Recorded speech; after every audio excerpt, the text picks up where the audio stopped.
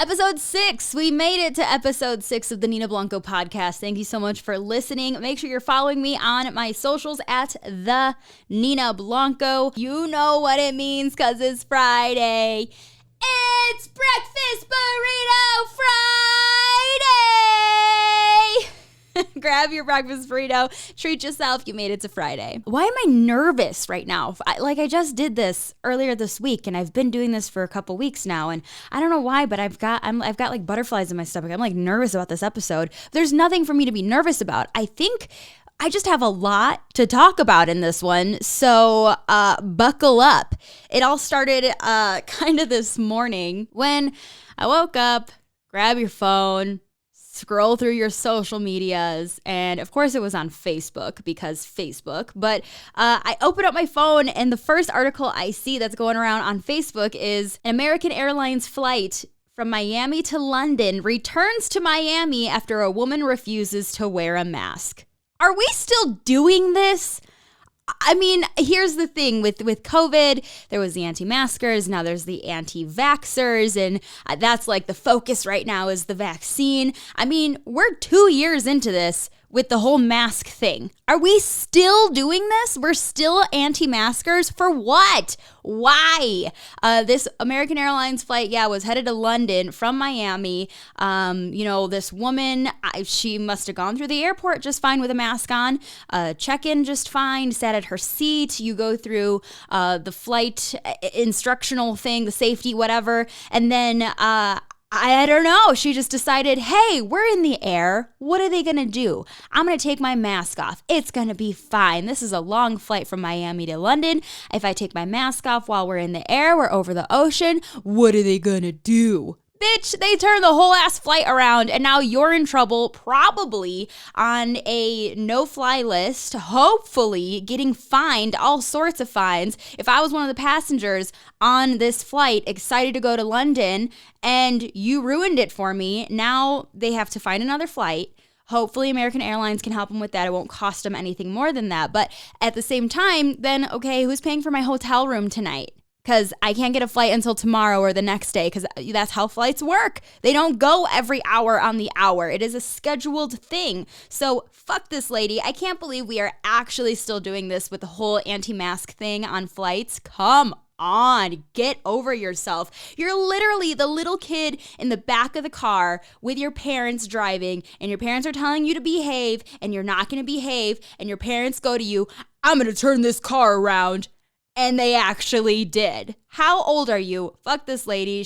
Ban her from all flights. I don't even care. Why are you still doing that? So I'm all riled up today. Let's get going. I gotta obviously talk about the When We Were Young festival that was announced just the other day this week. It looks like a really cool festival. It's gonna be in Vegas. It's over 50 bands. All of these like 2000s kind of emo bands that we all grew up with in high school. And I'm not gonna lie, I don't know if I can say that I went through an emo phase because I didn't do the full-blown like hair thing. I said "rar" a lot, and I started shopping at Hot Topic. Like I wore, my favorite t-shirt was a My Chemical Romance t-shirt, and that was my favorite t-shirt from Hot Topic that I wore all the time. I watched Invader Zim, and I don't know, that's like the extent to like my emo phase. And I really liked the Killers and My Chemical Romance, obviously, and Panic at the Disco, and so all these bands are gonna be at this show.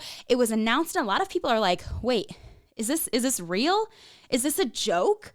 Because it seems too good to be true. Like, all these bands are all of our favorites. We know them. We love them. We've listened to them.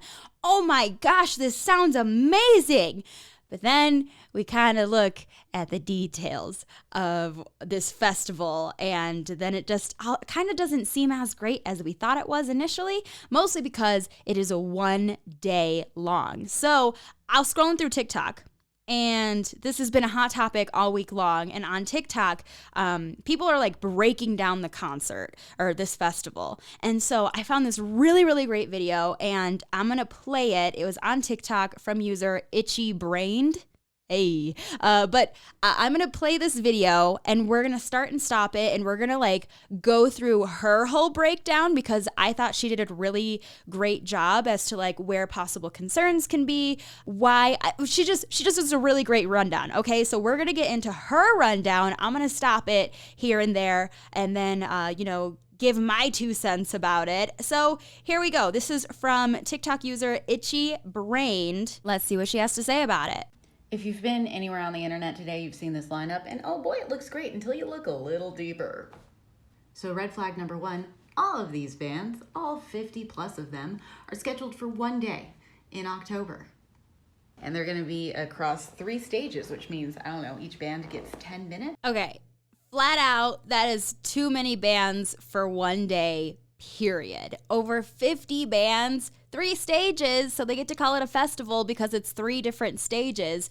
But that is too much going on, and there are too many good bands on this list. If they all actually show up for this festival, I want to see like majority of these. And so for one day, 3 stages, I don't know. It's just way too many bands for one day. And so I know nothing, but since they are calling it a festival, I'm thinking maybe they'll do a surprise expansion and then do like the entire weekend, because as of right now, it's supposed to be on a Saturday. Why not do Friday, Saturday, Sunday if you have over 50 bands? And these are all bands that we want to see. So I don't know, maybe they'll surprise us and maybe they'll do an expansion in order to sell more tickets. And this is just the initial, like, let's see how it goes. And if we sell out, then maybe we'll do the other 2 days. So I'm thinking they're going to do the other 2 days, hopefully. As far as I can tell, this show seems to be marketed to elder millennials who have been broken down over the years by capitalism and time. We're in our 30s. We're not doing well. So I don't think any of us should expect to see most of these bands, given where we're at and our knees and our back. Bitch, did you just call me old? Did you just call me old? Did you just say that I am too old to be able to run around Vegas to 3 different stages? I mean, do not come at me like that, okay? Do not. I'm not here to play. Number 2 is the tickets and their pricing. So if you get in on the pre-sale for general admission for $230 before fees, you get, the basic things that you get at a music festival. And if you want to pay $150 more before fees, you get air-conditioned restrooms and a dedicated entry lane for $150 more. Okay, yeah, this is kind of some BS a little bit. I mean, it's Vegas, and air-conditioned bathrooms aren't a given. If this is going to be an outdoor festival, I don't know, it's a lot. But, I mean, the date, it is in October, so it's less dreadfully hot. But I mean, think about everyone's comparing this to like, oh, Warped Tour and blah, blah, blah. Like if you did Warped Tour, like you're used to hot boxed porta potties, right? We should be used to that. We've done this before. We did it before. We can do it again. So, I mean, I don't know what to say about it. And if you want to pay $100 more than General Admission Plus, which is $250 more than just General Admission, you get access to all the things that General Plus gets and a phone charging station. That's how you know that you are a very important person. You can have a fully charged phone at a huge festival. Okay, it kind of seems like a little bit of a scam here with these like different levels, right? I only say that because it's like, what am I actually getting for a couple $100 more with each level, right? What am I getting here? I mean, phone chargers, they're first of all probably not even going to work unless you bring your own cord, right? They probably don't even have the cords attached to it. I don't know. I don't know. When I've seen phone chargers at concerts and festivals and stuff, they do have the cords attached. They're all like locked in the box. But still, like I'm paying that much more for what? Maybe air-conditioned bathrooms if they're working, and then the line's going to be so long, and then a phone charger station? For what? Who cares? Like, please, I'm bringing like 5 portable chargers in my backpack anyway. Come on. And ooh, baby, if you are a big spender, you get access for $12,500, again, before fees, to a tent that is roped off at one stage, and one stage only, and you get 2 complimentary bottles of a liquor and champagne. So, oh, and you can skip the line access for general admission to the merch store. You can just skip right to the front. You know, you get to immediately spend more money. I'm sorry. Does this ticketing price, does this say $12,500 for a VIP cabana?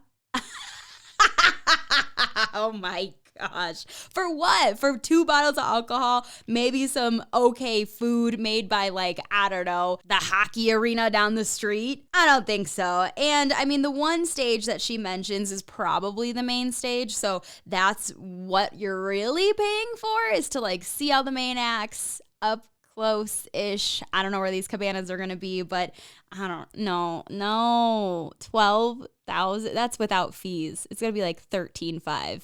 I don't think so. And finally, the thing that gives me the most pause is their COVID policy. Or should I say lack of COVID policy. There is no requirements for testing or a vaccine. And it basically is saying like, hey, we're going to try to be careful. Yeah, COVID is a thing, so you are liable for that exposure. So stay safe. I mean, what was that noise? What's that noise, girl? But anyway, like, are we surprised? Are we surprised though? Like, listen, I love Vegas. I've really only been a couple of times, but I love it there. It's a lot of fun. But when the pandemic started, they were a mini Florida. Did you forget about that? Because I didn't forget about that. They were like one of the first places to try to open up again and to try to like get tourists to come there. They opened up all the casino floors, like threw a couple bottles of hand sanitizer around and called it a day. I mean, they were definitely a mini Florida at the beginning of the pandemic. It does not surprise me that they're not requiring vaccines or anything like that. So I don't know, not a surprise. I'm not saying there's Fyre Fest vibes here. I'm just saying, guys, oh. Thank you, Itchy Brained, from TikTok. Again, I got that video from TikTok. So yeah, she said Fyre Fest vibes, right? Fyre Fest, so legendary. I love Fyre Fest. I love everything about it. I love that it was just a complete fail. I mean, it was obviously terrible, but I just love how much of a fail it was. I don't know that this is necessarily going to be a fail though.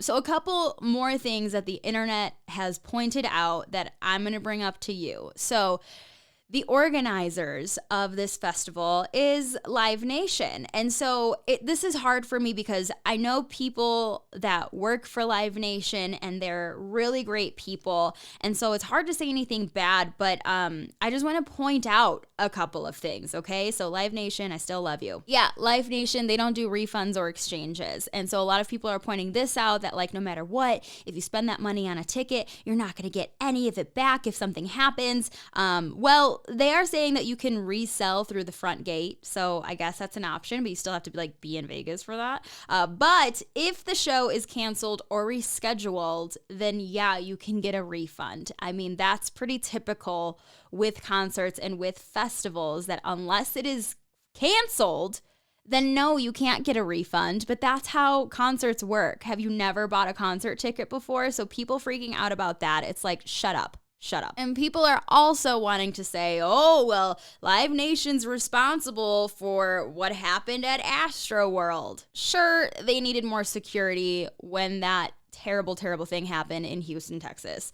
Probably needed more security, and the way that the stage was all set up, that area was set up, it was one stage, and then you were blocked off by essentially 3 sides. There was one way out, and it was a tragedy. It was really, really awful. But personally, I don't think Live Nation is necessarily fully to blame for that. I think there are a lot of different areas where you can blame different people, different organizations and stuff like that, but to put all the blame on Live Nation, I don't think that's fair. And we're talking about Live Nation Las Vegas, okay? In every city, all right, like I'm here in Denver, there is a Live Nation Denver chapter. So Live Nation in Vegas, their chapter, they know their shit. This is Vegas we're talking about here, okay? They're always throwing on festivals, different festivals, different concerts. They know the layout. They have security teams, the same people that they work with and stuff like that. Plus, when there is an unfortunate, terrible, terrible tragedy like Astroworld,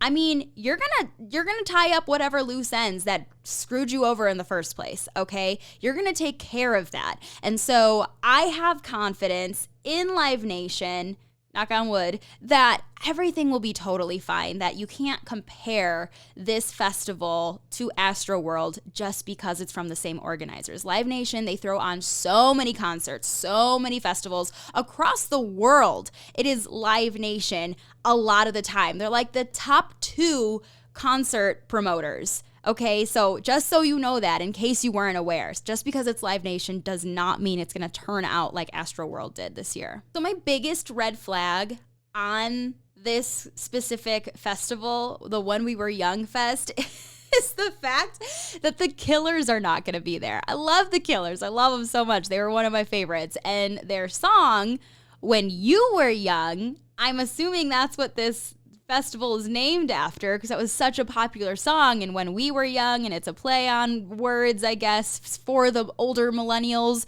Remember when you were young, you listened to all this music, blah, blah, blah. But hello, the Killers are not on the poster, and the festival is named after them. Also, the Killers are from Vegas. Like, they're from Vegas. That's where they got their start. And you're going to host this festival named after one of their songs and not have them as like one of the main performers? That doesn't make sense to me. That makes zero sense to me. I don't get it. I don't understand.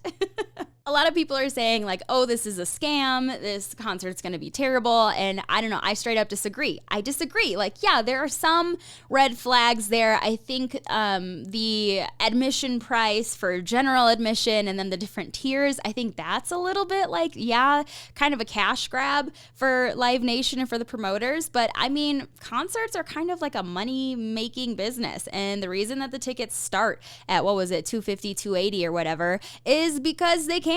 And people are going to pay for it. And it's a lot of bands that you might be able to see, a lot of big names, or at least names that were big at some point are there. And I think it is going to be actually really cool. I'm most likely not going to go unless some miracle happens. But, you know, I do think that this will be an event that will probably be sold out. Again, fingers crossed that they expand it to the whole weekend, and that way more people can go. And quite honestly, then they'll make more money, I believe anyway. But I don't think this is a scam. I think this really does sound like a real good time. I mean, when you break it down and you look at all these negative things, it's like, sure, it can make you maybe wonder, second guess about if you want to spend the money for these tickets. But overall, I think it's worth it if you're like super into these bands. It's going to be a fun time. I mean, we all remember Warped Tour, right? And it's going to just give me Warped Tour vibes, which is really nostalgic. And so I think people, they're going to pay some money to do it. And I don't think it's going to be a fail or a scam or anything like that. I think it's actually going to be pretty fucking awesome. So we spent a lot of time talking about the When We Were Young Fest, but I thought it was important to talk about. I'm going to get into, since it is Friday, Get Into It Yuh. And we're going to do Get Into It Yuh a little bit differently this time, just because I have so much to talk about. So I kind of put it into two different subgroups. We're doing Get Into It Yuh, but we're doing quick hits first. And I'm just going to go over really quick some of the celebrity stories that have happened this week. And then I'm going to like really get into the Britney Spears, Jamie Lynn Spears feud that is going on currently. So let's get into it. All right, Olivia Culpo. Who cares? I don't like her anymore at all. She's an actress, she's a model, she's mostly an Instagram influencer, and I dislike her highly because she was flying to Mexico with her boyfriend, and whatever airline she was on asked her, hey, you need to put a shirt on, because she was basically wearing leggings and a bra. And you can't wear that. I don't care who you think you are. You can't wear that on a plane. It is not appropriate. That's not a shirt, honey. That's not a shirt, okay? Most of the time, people are lucky that you get on a plane with a crop top, okay? She was straight up wearing a bra, and so she was complaining about it, trying to blast the airline, but really, girl, you look stupid. Shut the fuck up. Farrah Abraham from way old school, like 16 pregnant. I can't believe she's still someone who comes up occasionally, but she was out in LA and she allegedly slapped a security guard who wasn't letting her in whatever bar she was trying to get into. Did you see that video? That video was messy. She was on the ground, hands behind her, and she's like screaming like, "What are you doing? I'm gonna sue you," blah, blah. Messy. Girl, you messy. You always been messy. And you are proving to us that 2022 is no different.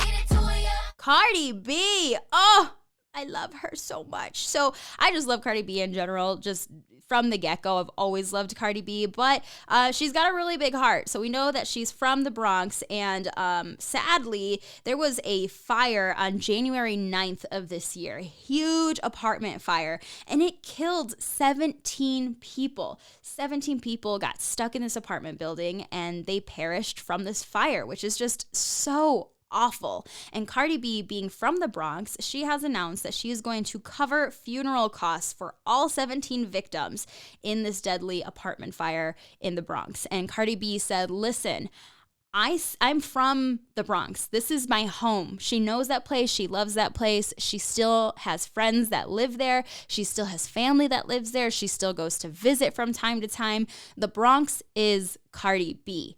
Absolutely. And so she's taking care of her people. And I mean, let's face it, in the Bronx, a lot of people just don't have a whole lot of money, you know, and especially this apartment building, I think, was just a little bit on the lower income side. And it's just so sad. And so a lot of these people, like, you're dealing with the fact that you just lost everything. I mean, we had that major fire here in Colorado, and so many people, they lost everything. They lost all of their homes. But the difference is most people in Colorado had a heads up about this fire ahead of time, and people were able to get out, at the very least, saving their lives.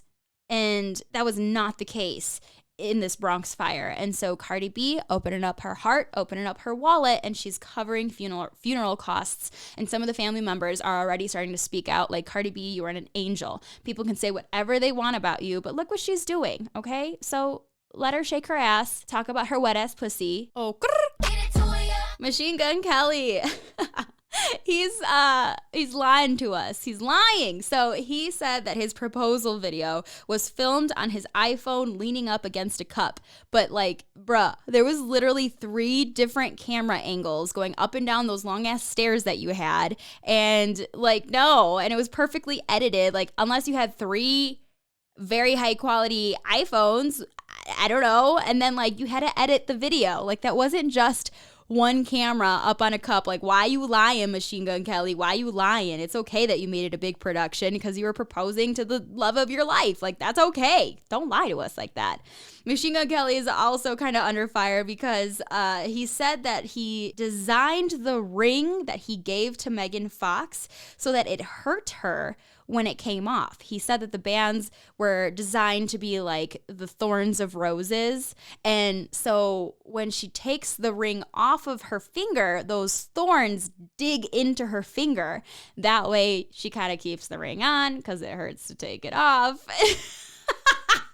And so a lot of people are like, "Oh, Machine Gun Kelly, I hate you." I mean, I kind of hate it too, because it's like, if I'm a woman and like, yeah, I'm going to accept this ring from you, but if I need to take it off to shower or I need to take it off for any reason, like, fuck you, I'm going to do it. So for him to make it difficult for Megan is kind of messed up. But also, look who we're talking about here, okay? Drink each other's blood. I mean, I went over this whole thing already. They're probably real kinky and they're into the pain, okay? They're into the pain. So maybe Megan taking that ring off every once in a while is like a kink thing. I don't know. Kanye West last weekend claimed that Kim Kardashian refused to give him the address to his daughter Chicago's 4th birthday party. Listen, I'm not a parent and I'm petty, so you might not agree with me on this, but I'm gonna say it. First of all, a dad does not need to be invited at a party that is thrown by the other parent. No, he doesn't have to. I don't have to invite you. I'm paying for it and I don't want you there, then you're not going to be there. What a dad should absolutely do is definitely make the effort to be there at some point in the day for their child's 4th birthday, their birthday in general, which he did. He had that all set up with Kim. He was supposed to pick up Chicago after like 4 p.m. after the party, and they were going to spend the rest of the day together. But I don't know. He put up this like public video that like, I can't get into my daughter's birthday party and they're keeping me away from her and blah, blah, blah, blah, blah, which after like some details come out, we found out that like Kanye was fully invited to this party already. He just like wasn't paying attention, or maybe they didn't it was at Kylie's house. They didn't put her address on there because they're the Kardashians. They're not going to write someone's address. Like, you know where Kylie lives. Like, he probably just missed that detail and then thought like, oh, I can't get a hold of them today, and they're trying to like not make me be there. No, you can't get a hold of them because they're busy. They're throwing a party, bruh. They're throwing a party. And all this is happening after Kanye put out a diss song on the entire family, Kim's parenting style, how the kids are raised by nannies and cameras, and how he wants to beat up Kim's new boyfriend, Pete Davidson. Like, bro, you just put that song out and now you're trying to be like all buddy-buddy with the family? Like, awkward. No one wants you there, bro. No one wants you there. But Kanye was able to get into the party thanks to Travis Scott, who I guess got a hold of Kylie to like let him in. I don't know. But he had a nice time, and you can tell he was embarrassed because afterwards he put up another public video. And he seemed embarrassed. He did in that video a little bit. That was his version of like damage control, but he seemed embarrassed in that video. Like, oh, I had a good time. Thank you guys so much. And like, was that also an apology, Kanye? Was it? I don't know. It's Kanye's version of an apology. Shall we get into the Britney Spears, Jamie Lynn Spears drama? Oh my gosh. So this is going to be a long one because I get real detailed. So get ready. So before starting, I did my research, okay? I read a million TMZ articles. I listened to the Call Her Daddy episode. I watched the Dateline interview. I read all the Instagram, Twitter posts. So here we go. To sum it up, Jamie Lynn Spears, keep Britney's name out your mouth. Okay? At the end of the day, that's what this is about. Jamie Lynn announces that she has a book coming out. This was back in October 2021. This is already a problem. This is already clearly a publicity stunt because for the last 2 years, Britney's conservatorship has been in the process of breaking down. Court dates, the Free Britney movement is exploding. And so in July 2021, Britney formally asked for the conservatorship to end. Her dad, Jamie, steps down from his role in August. So why? 2 months later, do you feel the need to announce a book? Oh, but the book is all about Jamie Lynn's life, not Britney's, and she deserves that. She deserves to tell her story, and you know what? She absolutely does. But why are you using Britney's name in any of your interviews and bringing up stories about her in the book? To sell the book, right? Jamie Lynn claims that this book is not about the money, and to prove it, she's donating proceeds to different charities and barely taking anything for herself. And if that's the case, then good for you.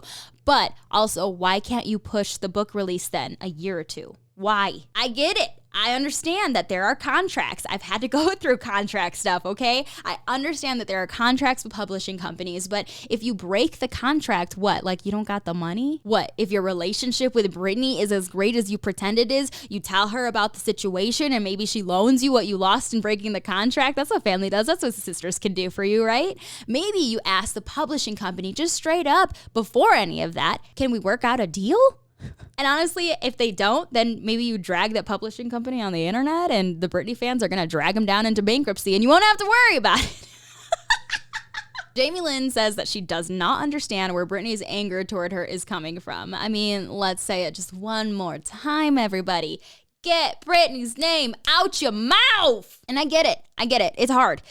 When you're in interviews, other people are going to bring Britney up, of course. And that's why you have publicists to help you write what to say in those instances. And then you stop it right then and there. And you're her sister. So like, of course, you're going to have stories that come up in your book that involve Britney. Duh. But did you have to include this supposed instance with Britney, like locking you and her in a room together with a knife? Britney claims that this did not happen. Jamie Lynn says it did, and it scared her, and that's why she's writing about her experience with it. But here's the thing. I caught in Jamie Lynn's interview on the Call Her Daddy podcast that she had talked with her mom beforehand about an abusive story that she was going to share in the book. Did you have that same kind of conversation with Britney about this story with the knife before putting it in the book? That's my question, because it doesn't sound like she did. And if this story is real, let's just give Jamie Lynn the benefit of the doubt. If this story is real, let's just think about why Britney doesn't remember this happening. Okay, if it did happen, let's just think about that. Because she was being tormented and psychologically and mentally was not all there during her conservatorship. I mean, Britney talked about being on medications that she didn't want to be on because they made her feel numb, not remember things, not feel right. I mean, does that sound like maybe why she didn't remember it, if that did indeed happen? And does that also sound like an instance that a loving sister would want to share with the world? For what? What is that doing for anyone except for grabbing attention, using Britney's name, using Britney's mental illness for your gain, Jamie Lynn? The one single thing that I can support Jamie Lynn on is that she wasn't involved in the conservatorship. I mean, she was a teenager. She was dealing with her teen pregnancy at the time, and she loved Britney, like she says, like a mother, which is what she said in the Call Her Daddy podcast, that I loved her like a mom. I saw her as my mom. And I believe that, yeah, she had no idea what a conservatorship even was at that point at 17, 16 years old, because I didn't either. I only learned what a conservatorship was, after a couple years into Britney's whole thing. And as for performing and remixing Britney songs, like, I'm sure that was a push by her dad, Jamie, because he's money hungry. And I can look past that. I can look past that. But by now, Jamie Lynn, after it's been a couple years, you're getting older, you're a mom, you're a whole ass adult, your relationship with Britney has changed, and you know that.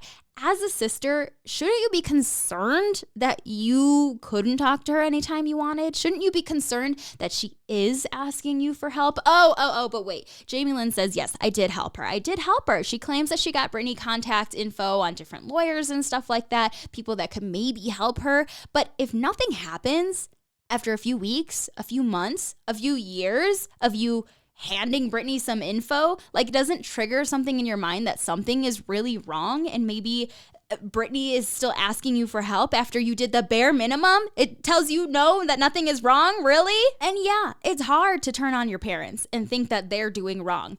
Or is it? Because in your book, in all of your interviews, you claim that your dad has always been an abusive drunk who had an issue with Britney being the breadwinner.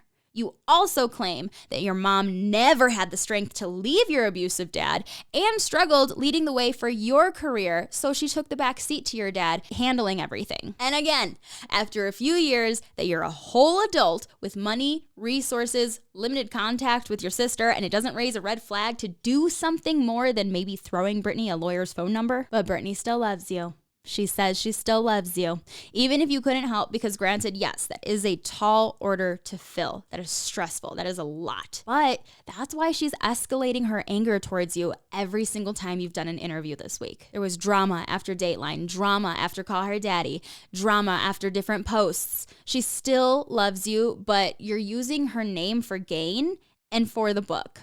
Straight up. Stop lying to yourself and telling yourself otherwise. To me, I see it as Jamie Lynn picking the book over her sister, and that's gonna hurt anyone. Of course it is. So shame on you, Jamie Lynn. I mean, there's no other way to say it. You're wrong. You're wrong in this situation. You are wrong. But the book is already out. So what can we do about it? There's talk of Britney possibly suing Jamie Lynn for anything bad that she might say about her in the book. And so I don't know. The saga continues. We shall see. I'm Nina Blanco. Thanks for listening to episode 5. This was a longer one, wasn't it? Had a lot to talk about today, so I'm loving it. I'm loving this a whole lot. Happy Breakfast Burrito Friday. Make sure you grab yourself a breakfast burrito and have yourself a good weekend. Another new episode will be out on Wednesday. I'll talk to you then.